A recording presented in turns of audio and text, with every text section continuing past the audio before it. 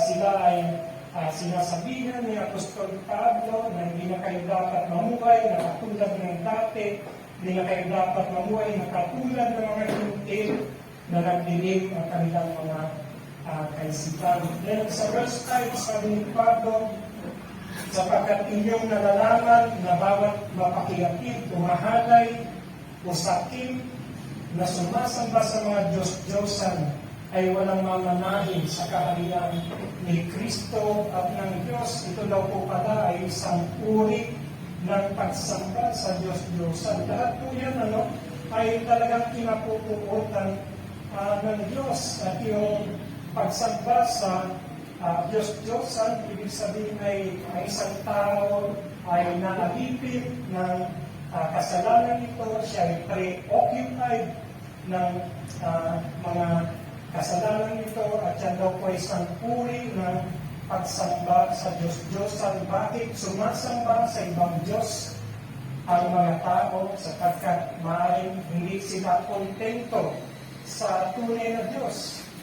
Hindi sila kontento sa ipinagkakaloob ng Diyos. Yan man ay tunay na asawa, may binigay ng Diyos, ay hindi nakokontento at naghahanap ng iba. Yan daw po ay pagsamba sa Diyos-Diyosan, yan ay pagtalikod mismo sa Diyos, sapagkat parang sinasabi na hindi ako satisfied o hindi sapat yung ibinigay sa akin ng Diyos, kaya gusto ko ang mga bagay nito dahil ito ang nakakasatisfy sa akin. Ang pagsamba sa Diyos-Diyosan ay pagtatakwil mismo sa Diyos, at ganyan daw po ang uri ng kasalanan na ito ng sexual immorality na hindi napapasakop sa kalooban ng Diyos at parang hindi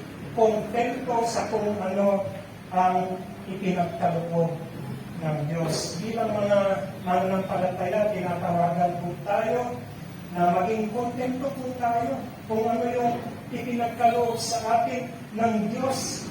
Yan man ay asawa o yan man ay mga material na bagay, at huwag po tayo maghangad ng ibang mga bagay na lalo na kinamumuhian ng Diyos, sapagkat yan ay pagsamba sa mga Diyos-Diyosan at anumang pagsamba at pagpapahalaga sa mga bagay na kaagaw ng Diyos sa ating loyalty at paglilingkod.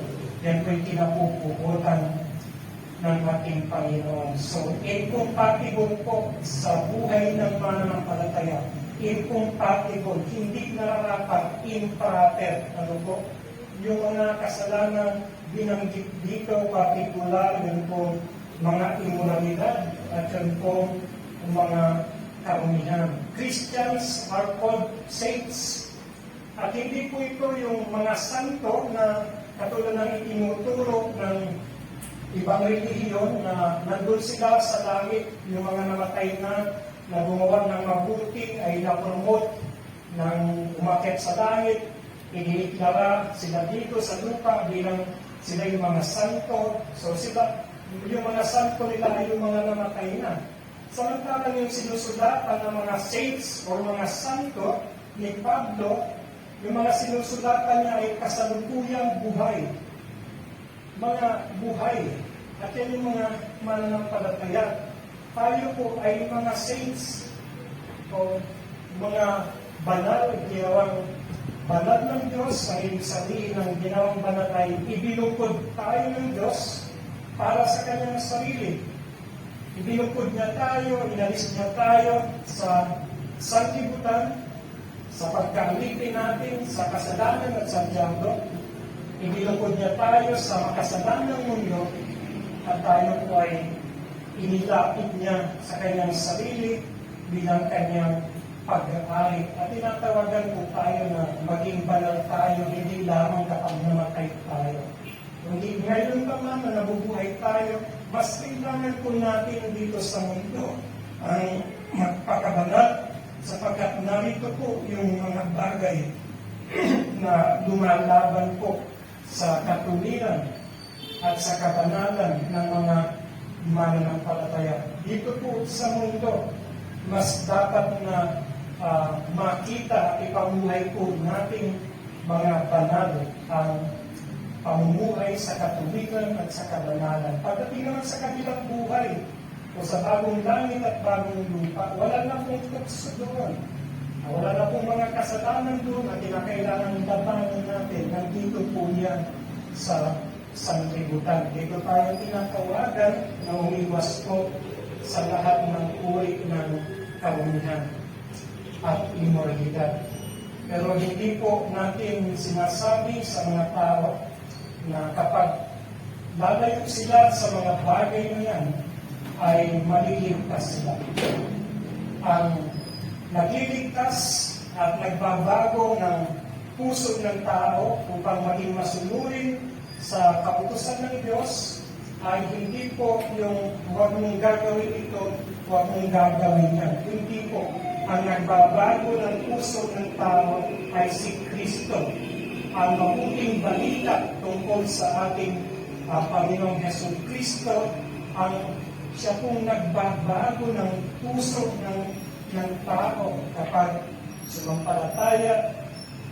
sumampalataya ka sa Panginoong Hesus Kristo na iyong buong puso, ikaw ay kanyang patatawarin, gagawin kang anak ng Diyos, bibigyan ka ng panibagong puso at ng banal na Espiritu, at mula doon ay magkakaroon ka ng bagong desire o disposisyon na sumunod sa mga kautusan ng Diyos, magkakaroon ka ng bagong desire na ibigin at paglingkuran at samahin ang Panginoong Diyos. At doon po magsisimula yung kanyang paglakad bilang isang binanal o bilang isang saints o isang mananampalataya.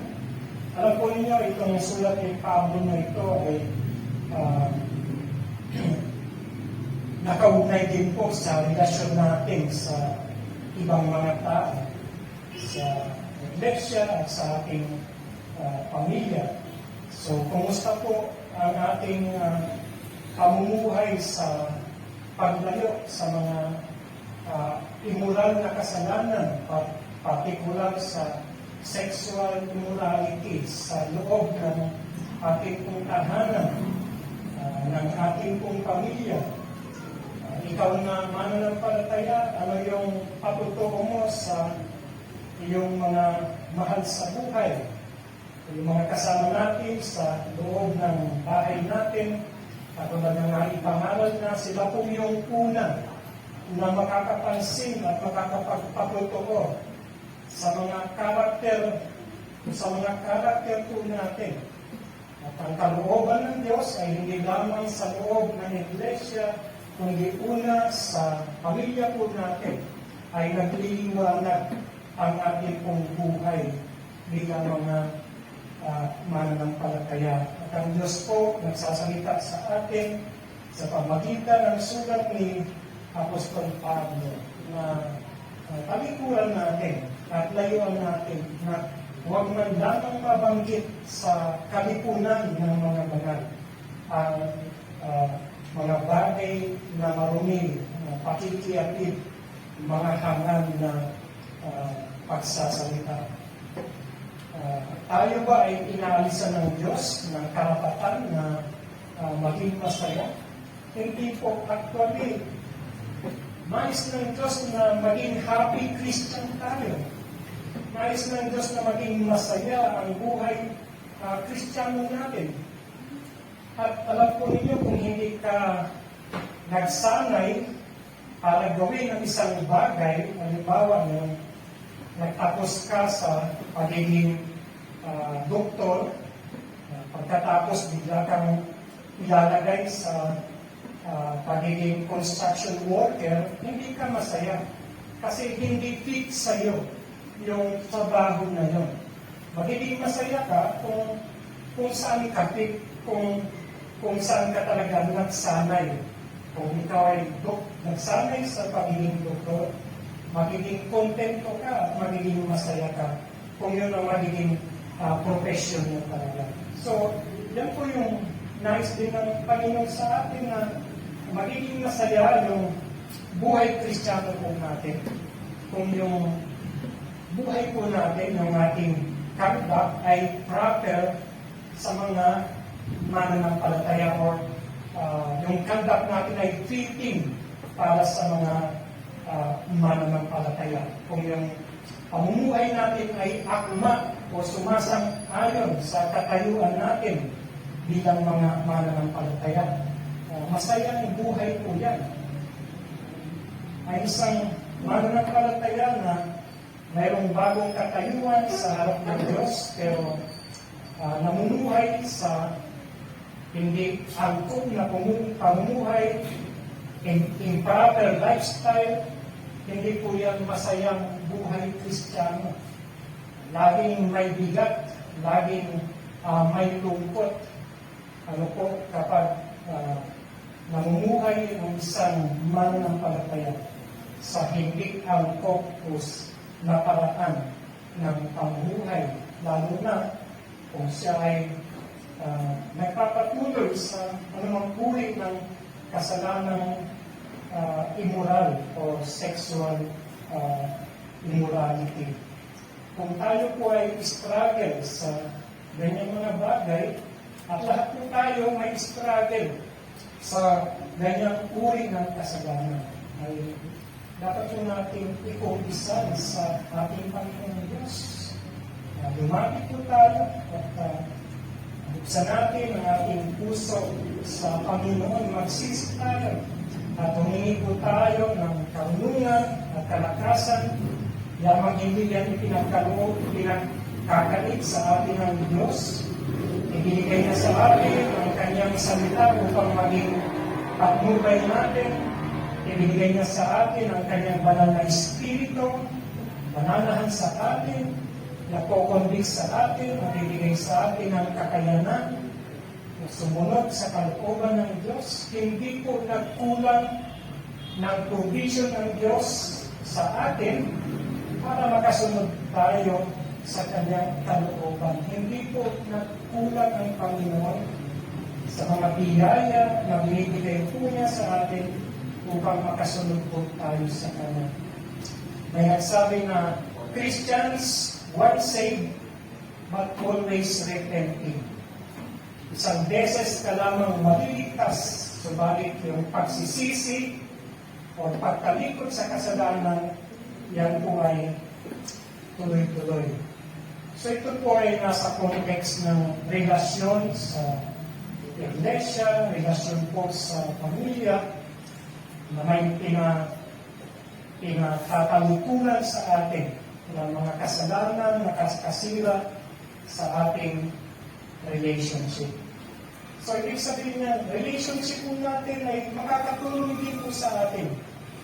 Ano po, yung relasyon natin sa ating mga kapatiran, relasyon po natin sa ating pamilya, gamitin po natin yung mga relasyon na yan, ano po, mga kapatid, upang tayo po ay makasunod sa kalooban ng Diyos. Pwede tayong, kung meron tayong isang matapat na kapatiran, na kaibigan, pwede po natin i-confess sa Kanya ang ating mga struggle, ang ating mga kasalanan. Meron tayong kapatiran o kapamilya na mananampalataya rin, na mapagkakatiwalaan natin, na pwede natin hinga ng tulong, ano po, na tayo'y mag-confess sa kanila at ipanalangin nila tayo at manalangin tayo na kasama nila. Means of grace po yan, paraan ng biyaya sa ating paglago. Yun pong mga relasyon natin sa mga kapatiran at relasyon po natin sa ating pamilya, lalo na po sa mananampalataya. Kinakasangkapan po ng Diyos yan. Ano po? Yan po yung isang mabisang kasangkapan ng Diyos, ang Iglesia, yung samahang pagkakapatiran upang tayo po ay makaiwas sa kasalanan at makapamuhay sa kalooban ng Diyos. Kailangan po natin ang bawat isa.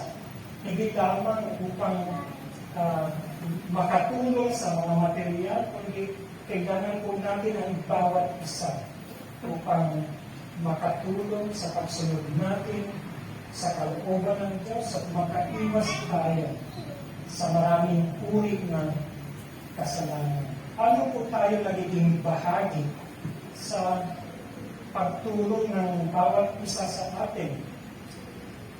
Yung mga napag-aralan natin dito sa mga binasa natin na sabi, lumakad kayo sa pag-ibig ni Kristo. Maging mabait sa isa't isa. Ang mahabagin. Magsalita kayo ng mga salitang nararapat upang ito'y pakinabangan ng mga nakikinig. So, paano po tayo nakakatulong at nakaka-influensya sa ikabubuti ng ating kapatid, ng ating kapamilya, lalo higit upang sila po ay makaiwas sa mga kasalanan, partikular po sa kasalanan ito ng sexual immorality. So, mga kapatid, mabibigati ang banal na Espiritu, ano po, kung may ganitong uri ng kasalanan sa pamilya natin at sa ating iglesia, na wala po tayong ginagawang aksyon para sa sino mang kapatid na maaaring nahulog sa ganyang pagkakasala. Hindi natin ipinapanalangin siya, hindi natin kinakausap, hindi natin pinapayuhan, hindi natin ini-encourage na piliin ang kalooban ng Diyos. Hindi po tayo nilagay ng Diyos dito para magsama-sama lang tuwing araw ng linggo. Hindi ginawa po na tayo isang pamilya, kanyang mga anak, kanya pong sambahayan. Then pangalawa, tinuturuan po tayo na palitan po natin. Kung aalisin natin ang kasalanan ito ng immoralidad, dapat meron tayong ipinapalit or substitute. Sabi sa verse 4, gayon din ang karumihan at hangal na pagsasalita. Kung mga pagbibiro na di nararapat, kundi ang pagpapasalamat or thanksgiving. Yung pagpapasalamat po ay pinapalitan nito yung pagsamba sa Diyos-Diyosan. At ang pumapalit ay yung pagsamba sa Diyos sa pamagitan ng ating pong pagpapasalamat sa Panginoon. Tayo po'y tinatawag na mga saints, katulad ng mga mananampalataya sa Efeso, na sinulatan ni Pablo, they are saints. So yan po yung status, yan yung katayuan natin sa harapan ng Diyos. At yan pa lamang po, mga kapatid, ay isang malaking bagay na magiging dahilan ng ating thanksgiving o pagpapasalamat sa ating Panginoong Diyos. Ano ba ang kalagayan ng mga hindi mananampalataya? Sa chapter 4, verse 18, nagdilim ang kanilang mga pangunawa, palibhasa'y nahiwalay sa buhay ng Diyos. Sila'y nahiwalay, pero ang mga mananampalataya ay nahiugnay. We are reconciled to God. Hindi na po tayo hiwalay sa Diyos. Yung mga hindi mananampalataya, sabi dito, dahil sa kanilang kamangmangan. Hindi na po tayo mangman. Tayo po ay naturuan. Tayo po ay natuto kay Jesucristo. Kaya po natin sinampalatayanan si Jesus ay dahil meron po tayo matutunan. Hindi na po tayo ignorante. Hindi na po tayo mangman tungkol kay Jesus at sa kanya pagliligtas. Yung mga hindi mananampalataya, sabi dito, dahil sa katigasan ng kanilang mga puso, tayo po mga kapatid, pinalitan ng Diyos ang ating pusong bato ng pusong laman. Hindi na matigas ang ating puso, nananahan na ang banal na Espiritu na nagbibigay po sa atin ng pagkaunawa at kakayahan na unawain ang mga salita ng Diyos at sundin ito. Although hindi perfect ang magiging pagsunod natin, subalit may bago na po ang kalagayan ng mga puso ng isang mananampalataya. Binago na po yan ng Diyos. At yan po ay merong disposisyon o desire na ibigin ang Diyos. May bagong disposisyon na kapukutan ang kasalanan. Mga kapatid, at yan po ay ginawa ng ating Panginoong Diyos dahil sa kanyang habag at biyaya sa atin sa pamagitan ni Jesucristo na inalay ang kanyang buhay doon sa krus upang mapatawad tayo sa ating mga kasalanan, gawin tayo mga anak ng Diyos at pagkalooban tayo ng mga Espiritu. Kung ikukumpara po ninyo ang mga salvation blessing, kumpara po sa pleasure, sa panandaliang kaligayahan na ihahalong ng sexual immorality at lahat ng uri ng karumihan, mga kapatid, kumbaga ang katumbas niyan ay basura at diamond, basura at mga ginto. Higit pa po sa diamond at mga ginto, yung halaga po ng mga pagpapalat kaugnay sa ipinagkaloob na pagliligtas sa atin ng Diyos sa pamagitan ni Jesucristo. Ito po yung isang bagay na kapag tayo po'y nagpapasalamat at pinupuno po natin ng mga katotohanan ito, ang ating mga puso ay ma-replace po nito, mapapalitan po nito yung pong pagsamba sa Diyos-Diyosan. Sapagkat Diyos-Diyosan sila hindi sila tunay na Diyos. Maaaring nag-aabot sila ng kasiyahan, pero pansamantala. Diyos-Diyosan sila po'y mandaraya. Maaaring ipine-present nila na ikaw ay magiging kontento, makakaranas ka ng pleasure, pero yan po'y deception. Ang kapalit at ang nasa likod po ng bawat deception ay pagdurusa, pagkasira, kalungkutan, at pagkawasak. Yan po ang deception ng sexual immorality at lahat po ng uri ng kasalanan ng karumihan. Yan po'y Diyos-Diyosan. Mandaraya po yan. Huwag po natin ipagpalit ang ating Panginoong Diyos, ang mga pagpapalang binigay sa atin ng Diyos sa pamagitan ng Panginoong Jesucristo na dapat po natin ipagpasalamat. Alam niyo po lahat ng mga iniabot ng karumihan at sexual immorality, hindi natin may pagpapasalamat po yan. Hindi mo ngayon pwedeng ipagmalaki kahit sa mga tao, kahit sa pamilya mo, karamihan itinatago. Hindi mo may pagpapasalamat yan, lalo na sa harap ng Diyos. Pero yung mga salvation blessing na ibigay sa atin bilang mga binanat ng Diyos, yan po yung pagpapasalamat na unubagi ang ating mga puso na pinagpapasalamat natin ito sa Diyos. Ay hindi po magkakaroon ng lugar ang mga Diyos-Diyosan manatili sa ating mga puso. Mga kapatid, Diyos-Diyosan po yan. Kasalanang immoralidad, sexual immorality, ang daraya po yan. Sabi ni Apostol Pablo, tayo'y mga templo ng banal na Espiritu.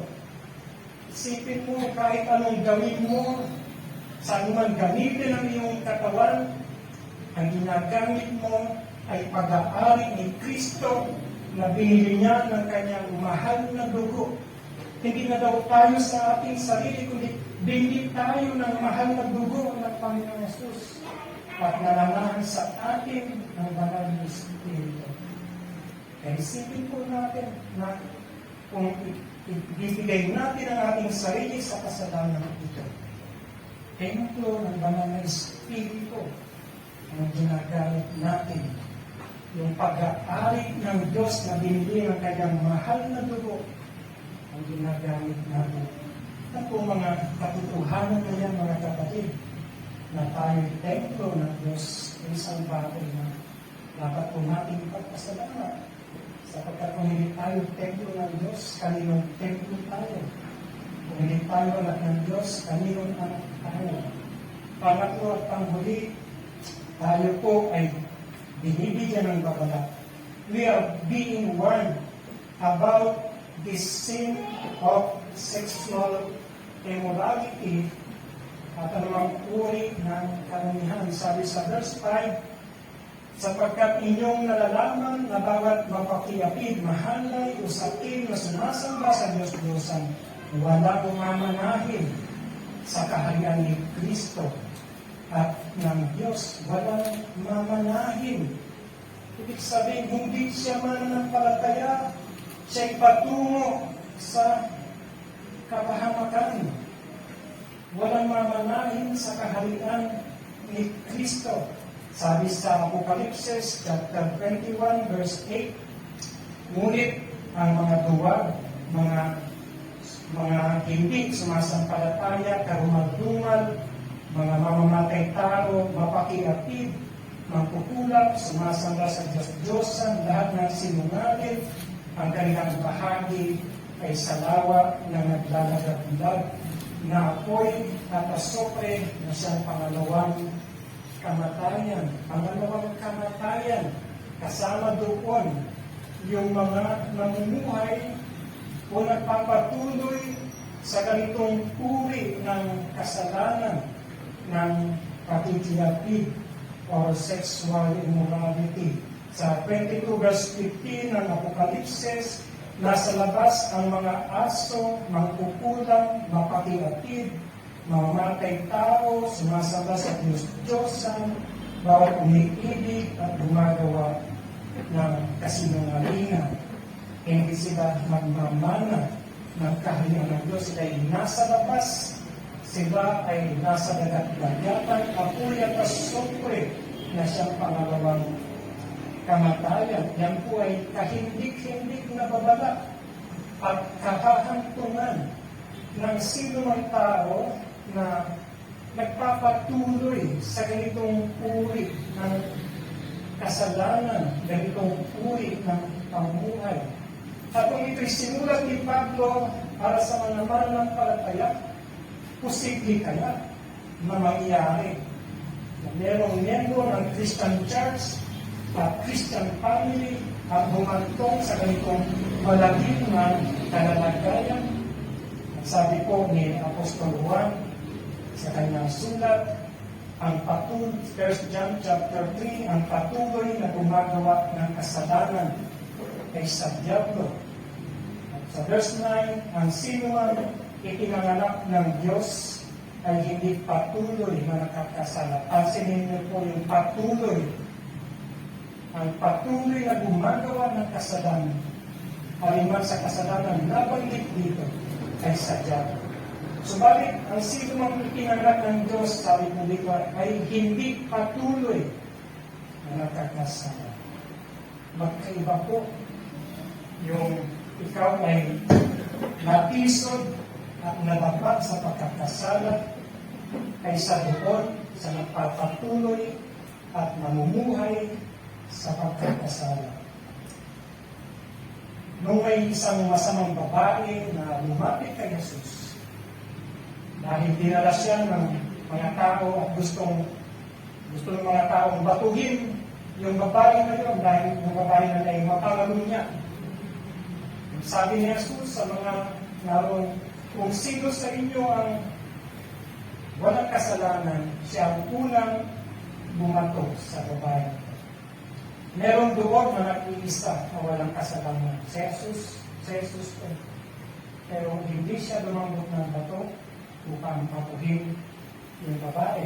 Ang sabi ni Jesus, pinatatawag ka na sa iyong mga kasalanan. Pero may karugtong na sinabi si Jesus, humayo ka, ako ang magkasala. Ang Panginoong Diyos ay mahabagin. Sinabi ng Panginoong Jesucristo na siya'y naparito sa sanglibutan, hindi upang humatol, hindi upang magligtas ng mga makasalanan.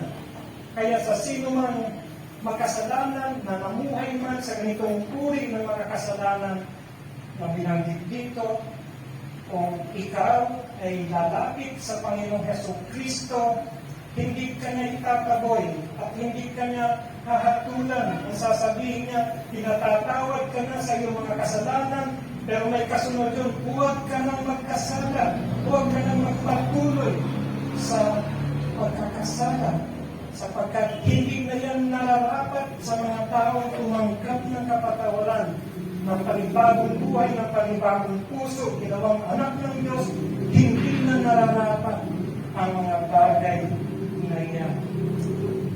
Kaya nga sabi ni Pablo din sa mga nakalipas na salita dito sa Efeso chapter 4, para sa mga mananampalataya, hindi na kayo dapat lumakad na gaya ng mga hintil. Sabi pa niya, alisin niyo ang dating paraan ng pamumuhay. Si Pablo po mismo, dati po siyang hiwalay kay Kristo. Ang sabi nga ni Pablo sa sulat niya kay Timoteo, 1 Timothy chapter 1 verse 15, tapat ang salita at nararapat tanggapin ng lubos na si Kristo ay naparito sa sanlibutan upang iligtas ng makasalanan. At ako ang pangunahin sa mga ito. Gayon man, kinakabagan niya ako. Si Pablo, inamin niya na sa lahat ng mga makasalanan, sabi niya, sa harap ng Diyos, ang turing niya sa kanyang sarili, siya yung pinakamasama sa lahat ng pinakamasama. Pero, tapat ang salita na si Kristo ay naparito sa sanlibutan upang iligtas kahit ang pinakamakasalanan. Ito man ay babala at nakakatakot na babala.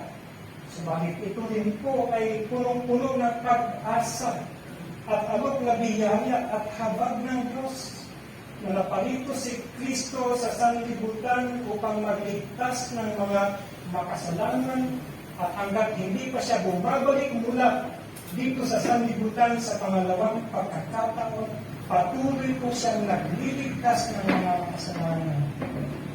Kung tayo o kayo o ang sino pa man lalapit sa Kanya, totoong nagsisisi at tatawagin ka ni Jesus. Hindi ka niya susumbatan. Sasabihin niya, anak, pinapatawad na kita, umayo ka at huwag na kasama. Malangin tayo. O Panginoong Diyos, kami pong lahat ay maaaring namuhay o nahulog dati sa kasalanan ng sexual na karumihan at kasalanan at iba pang uri ng kasalanan na katulad nito. Ngunit Panginoong Diyos, kayo po ay mahabagin, kayo po ay magpapatawad, at ayaw po ninyo na magpatuloy na mamuhay sa ilalim ng bigat ng kasalanan at ng buot ng Diyos ang sino pa man. Kaya po nag-aalok kayo ng kapatawaran kahit na sa sino man na may pinakamabigat na nasala, kayo po yung nag-aalok ng kapatawaran. Ngunit ito rin po ang inyong paalaala sa pamagitan ni Apostol Pablo na kami ay hindi na dapat magpatuloy sa pagkakasala. Kami ginugasan, nilinis, pinatawad, ginawang anak, nabigyan ng buhay na walang hanggan. Panginoong Diyos, alam po ninyo na may mga struggle pa rin at may mga remaining sin pa rin kami ang bawat isa sa amin. Kadalangin po namin ang iyong patuloy na pagpapatawad, ang lakas at patnubay ng iyong Espiritu sa aming pong mga buhay. Tulungan po ninyo kami naman na lumakad ayon sa patnubay ng inyong banal na Espiritu, ayon sa liwanag ng inyong banal na salita. Nais po namin mapapulihan kayo ang inyong Ama. Tulungan po ninyo kami mamuhay ng nararapat para sa mga banal. Tulungan po ninyo kami mamuhay ng nararapat para sa mga taong iligtas at nililus po niya. Ito po ang iyong dalangin, Ama, at pasasalamat sa pangalan ng Kristo Jesus. Amen. Mawid po